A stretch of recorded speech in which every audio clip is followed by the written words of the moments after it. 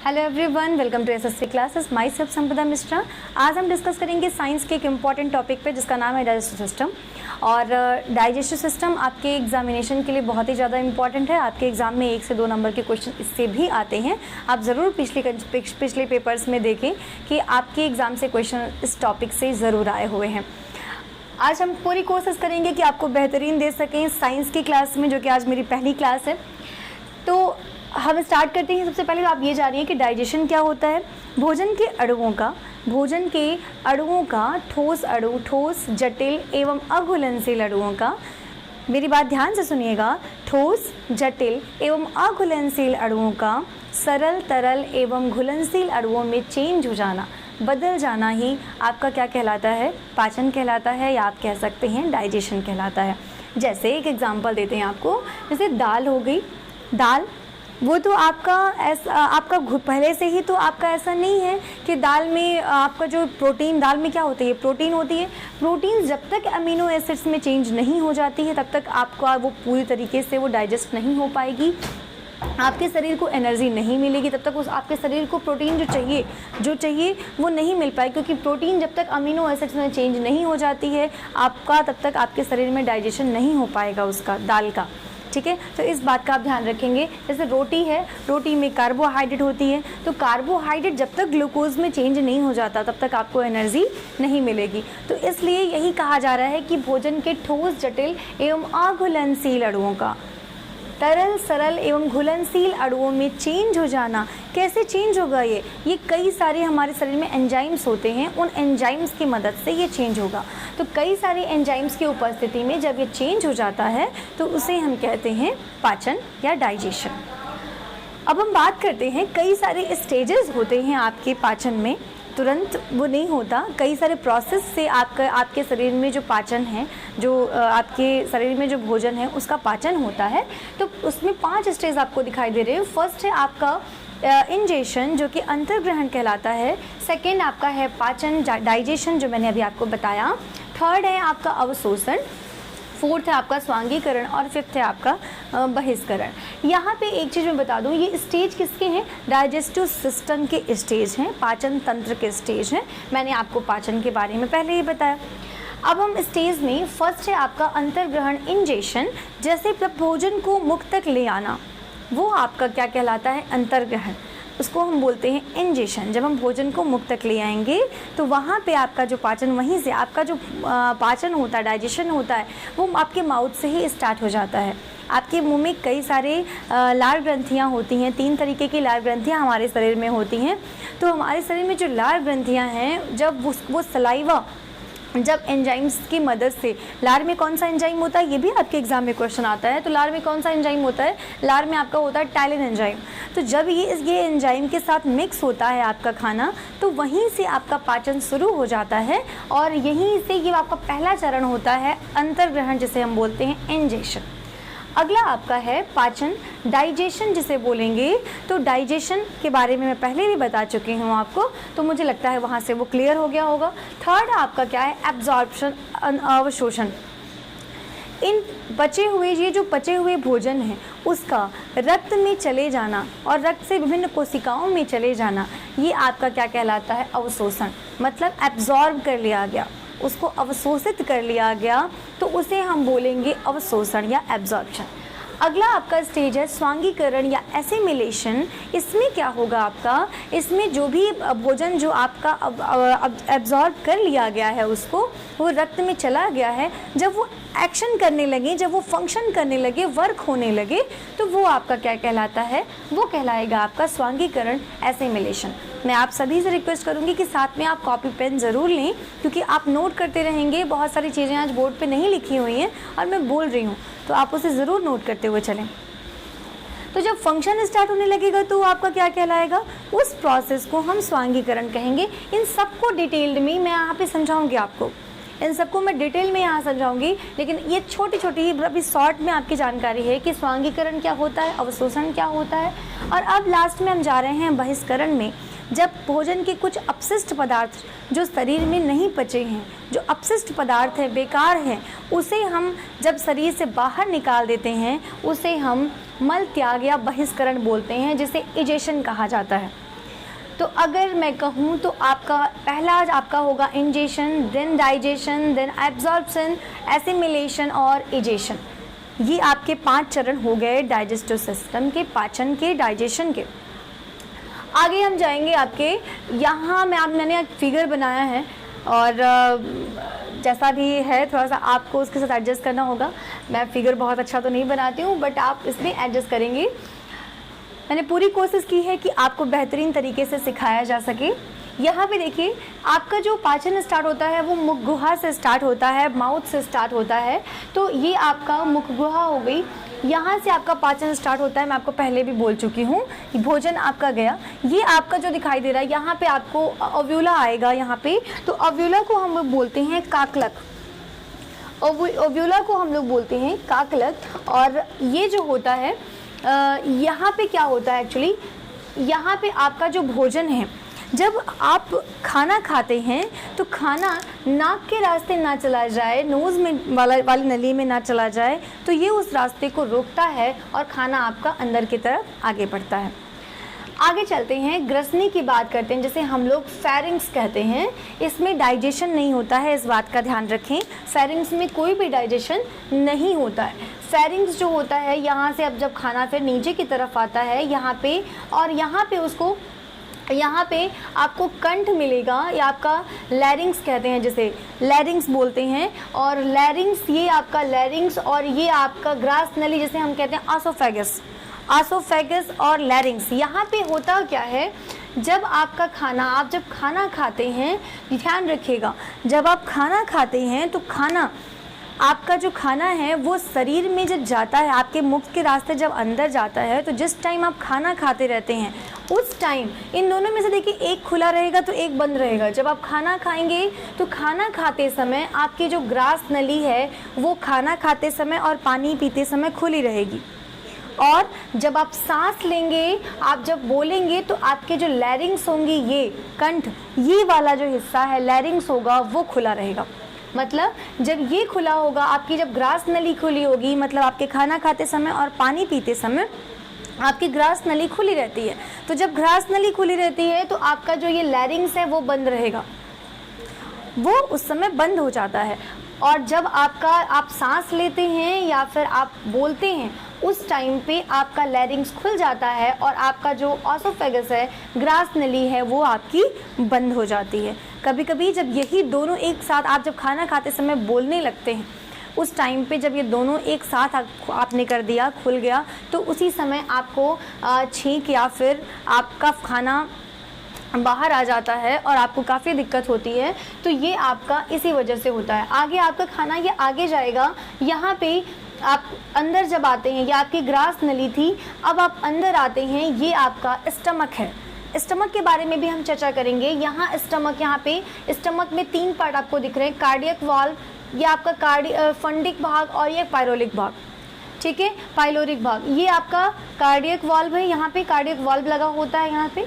तो ये आपका, यहाँ से आपका स्टमक स्टार्ट हो गया और ये आपका हो गया cardiac valve, then fundic valve, और आपका एक होता है पायरोलिक भाग। ये 3 पार्ट होते हैं आपके स्टमक के। स्टमक के बारे में अभी पूरी चर्चा नहीं हुई है।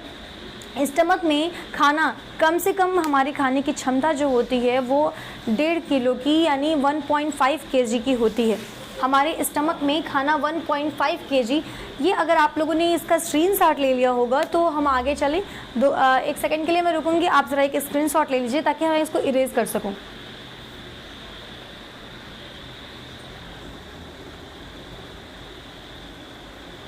उम्मीद है आप लोगों ने स्क्रीनशॉट ले लिया होगा। और अब मैं आपको बताती हूँ, ये आपका स्टमक जो है, स्टमक,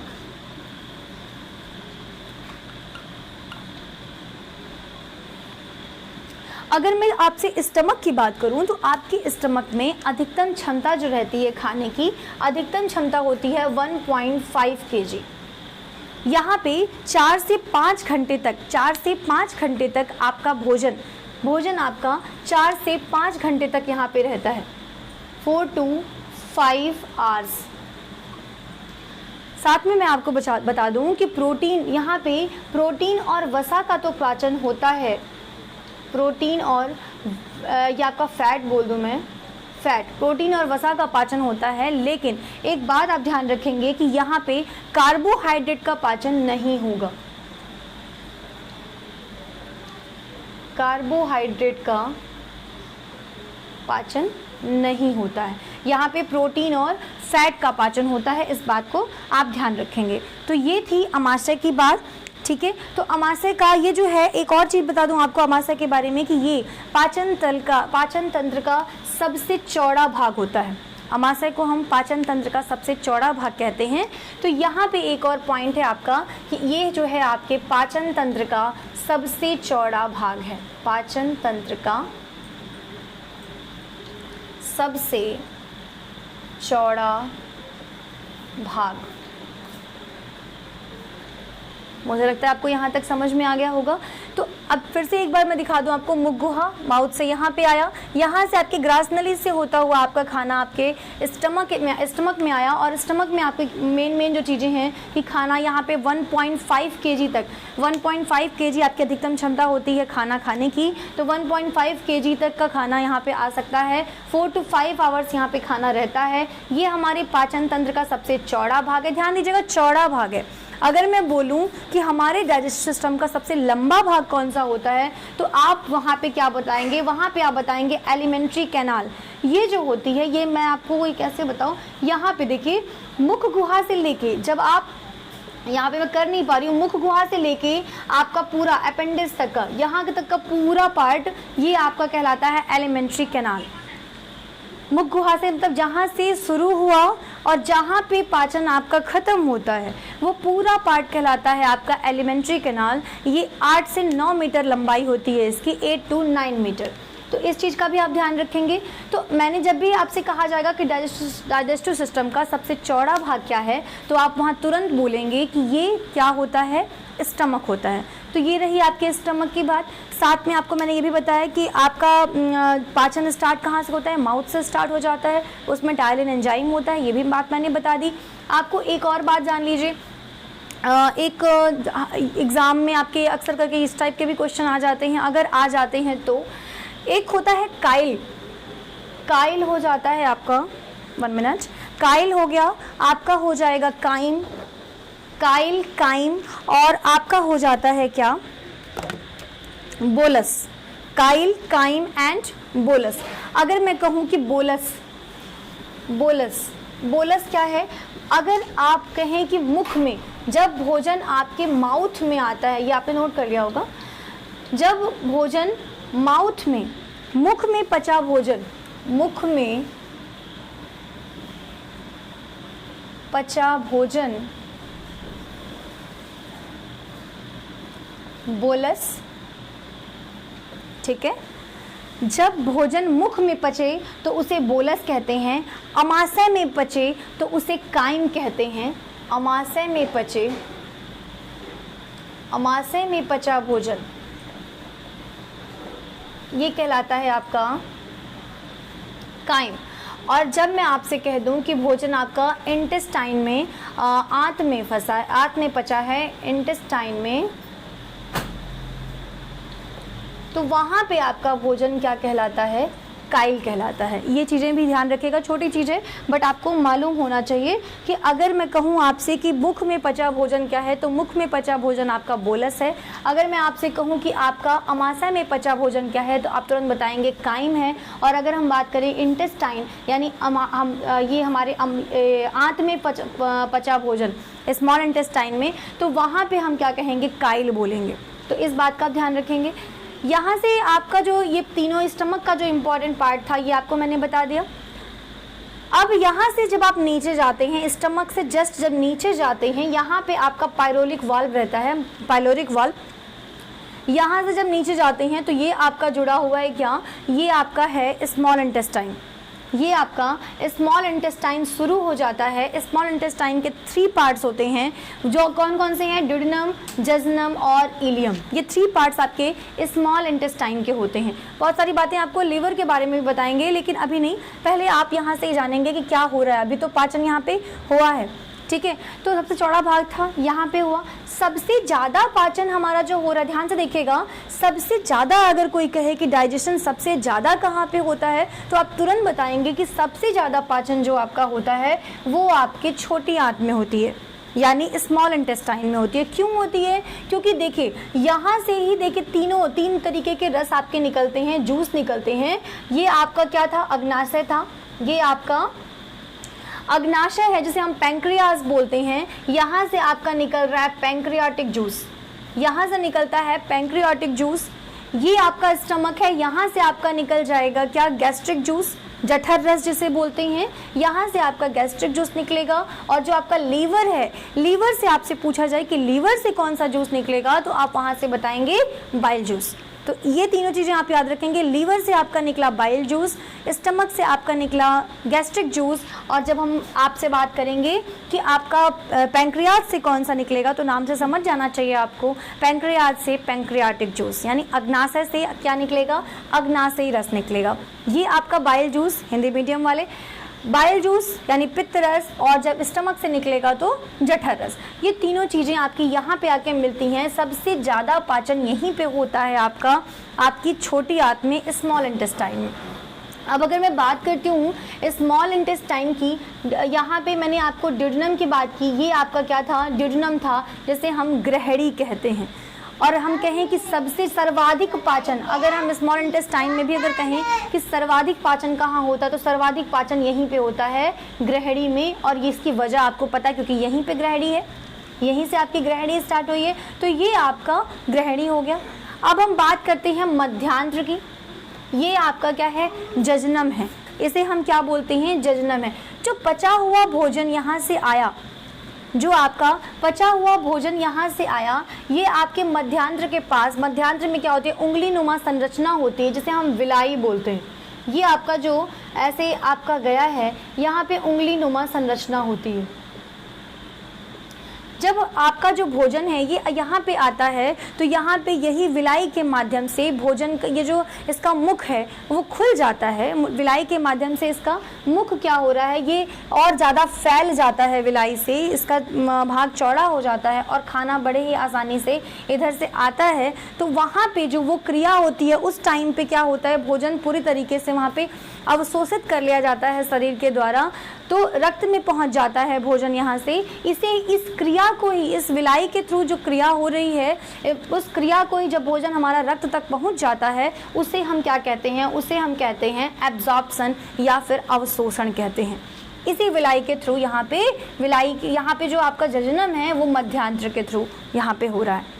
तो इतना आपको टॉपिक समझ में आया। अभी आपको इसके बाद आपके छोटी आंत का काम स्टार्ट होता है, तो ये क्षुद्रांत्र का काम स्टार्ट होता है। ठीक है, सबसे निचला पार्ट है आपका क्षुद्रांत्र का। तो यहाँ तक का टॉपिक आप एक बार स्क्रीनशॉट लें, उसके बाद हम थोड़ा सा आगे चलते हैं। इतना अगर आपने नोट कर लिया हो तो एक बार 2 सेकंड का स्क्रीनशॉट लेते हैं।